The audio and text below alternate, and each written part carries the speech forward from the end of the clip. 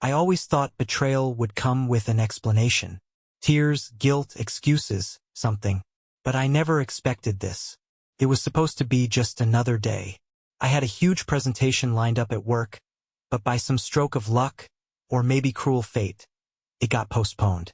My boss told me to take the rest of the day off, and for the first time in years, I didn't have anything urgent pulling me in a million directions. So, I figured I'd do something special. I'd grab my wife's favorite pastries from that bakery she loves, surprise her at home, and maybe even take her out to lunch. I pulled into the driveway, noticing her car was still there. Weird. She told me she had a ton of errands to run today, but I didn't think too much of it. Maybe she finished early. I stepped inside, expecting the familiar scent of vanilla candles and the faint hum of our TV. Instead, I was met with something else. The unmistakable rustle of sheets. A noise from upstairs. Laughter. A man's voice. At first, I thought maybe she had the TV on. Maybe she was watching something in our room. But then I heard her laugh. That soft, teasing laugh. The same one she used on me when we first met. My stomach twisted.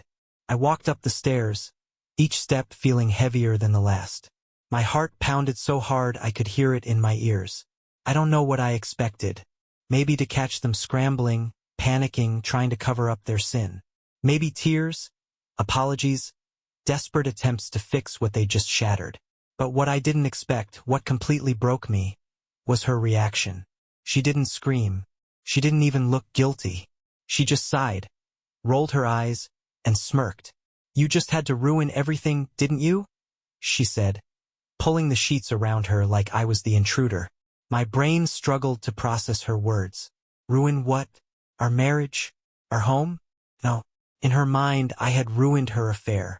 The guy, a younger, smug-looking idiot, just sat there, looking awkward but not nearly as ashamed as he should have been. I wanted to scream, to rage, to throw something, anything, but I didn't. Instead, I pulled out my phone, my hands trembling, and did the only thing that made sense in that moment. I hit record. "Say that again," I said, my voice dangerously calm. Her eyes widened slightly. "Oh, you've got to be kidding me." "No," I said, my voice ice cold. "Go ahead. Tell the world how I ruined your affair." And that was when everything changed. For a moment, she just stared at me. Then, like a switch flipping, she scoffed and tossed her hair over her shoulder. "Oh, grow up, Greg," she said, voice dripping with condescension. "You're not going to post that anywhere. Stop being dramatic." Dramatic? Dramatic? I turned the phone slightly so the camera caught her boyfriend, if that's what he was, still sitting there, the sheet barely covering his lap. He had that deer in headlights look, like he was just now realizing that actions have consequences. "Who's this, Marissa?" I asked, still recording. She folded her arms, glaring at me like I was the villain in all of this. "None of your business." "Oh, I think it is my business," I said, stepping into the room. "Considering you're in our bed with him. In our house while wearing the necklace I bought you for our anniversary." At that, she actually had the audacity to roll her eyes. "You were supposed to be at work," she muttered under her breath. I almost laughed, not because it was funny, but because the sheer boldness of it all was so beyond anything I could have imagined. I turned the camera back to her. "Marissa, how long has this been going on?" "Oh, for God's sake." She rubbed her temples, like I was the one giving her a headache. "Why do you even care? We haven't been happy in years." That hit differently. "We haven't been happy?" I repeated, my voice quieter now. "So your solution was to bring him into our bed?" She shrugged. "What did you expect, Greg? You're always working, always distracted." I needed excitement. Something more than just a husband who kisses me on the cheek and goes back to his spreadsheets. I felt my jaw tighten. "So instead of talking to me, instead of trying to fix things, you decided to cheat?" "Oh, don't act like a saint," she snapped. "Like you're some perfect husband. You don't even see me anymore. And honestly, I don't regret it. I swear to God, if I hadn't been holding my phone, my hands would have been shaking with rage." But then she made her biggest mistake. She smirked at the camera and said, Maybe now you'll finally grow a backbone. I exhaled slowly. Oh, that's good, I said, angling my phone to make sure I got a clear shot of her face. That's real good. Hope you like the sound of your own voice, Marissa, because you're about to be famous. Her smirk faltered. What do you mean? I tapped my phone screen. Say hi to the internet. Her face drained of color. You wouldn't, she stammered.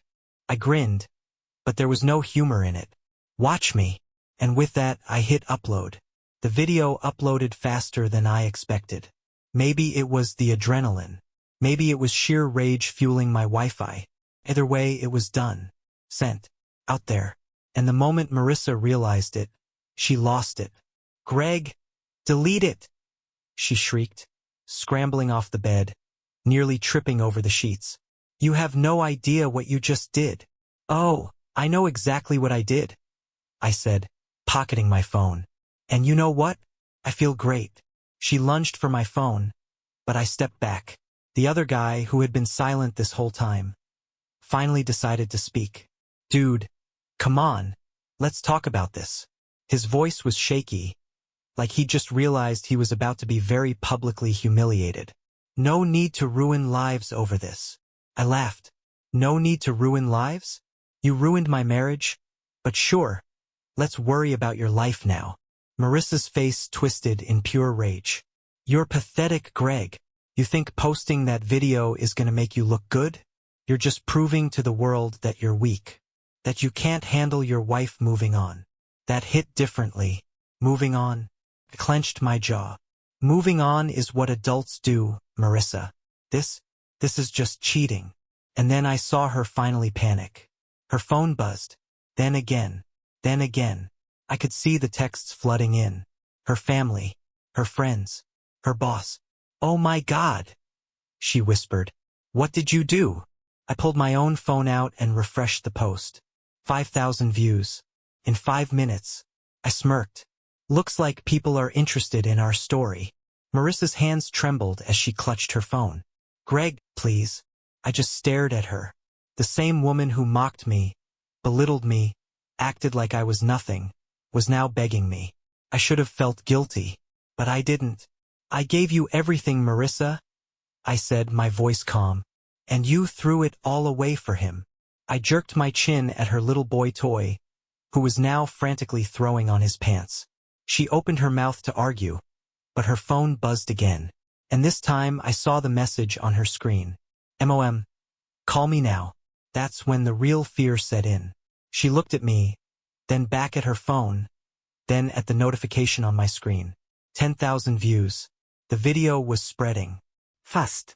And then the cherry on top. A comment. Wow, imagine throwing away a marriage like this. She doesn't even feel bad. Another. This dude should take everything in the divorce. Another. She deserves to be humiliated. No sympathy. Marissa's breath hitched. She stumbled back onto the bed, running her hands through her hair. Greg, she whispered, voice shaking. Please, please. I took a deep breath, looked at the woman I once loved, and said, now you know how it feels. Marissa sat frozen, her phone buzzing nonstop. Her hands shook as she scrolled through the flood of messages. Her family, her friends, even her boss. Greg, I'll lose everything, she whispered. I shrugged. Should have thought about that before.